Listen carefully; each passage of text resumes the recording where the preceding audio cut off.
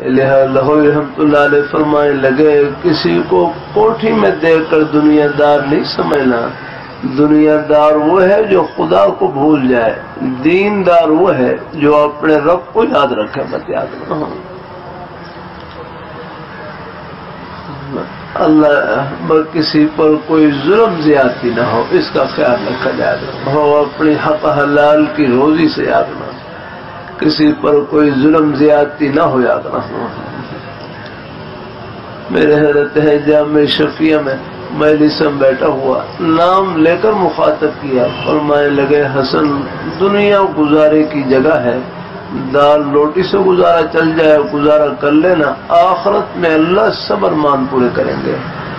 اللہ تعالیٰ سب کو اللہ رزق حلال وافر نصیب فرمائے، اللہ پاک کی راہ برکتوں سے بھر دے، اللہ عافیت رکھے. بات وہی ہر شاہ کی محمد عثمان رحمۃ اللہ علیہ فرمائے لگے نا کہ اللہ تعالیٰ سے مانگو تو بریانی اور شامی کباب، لیکن راضی چٹنی روٹی پر رہو. الحمد اللہ تعالیٰ سے مانگو تو بریانی اور شامی کباب، لیکن راضی چٹنی روٹی پر رہو.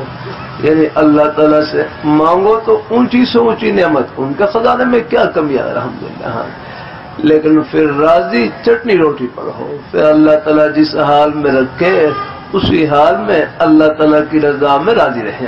ہاں اللہ تعالیٰ سے عافیت مانگتے رہنا ہے.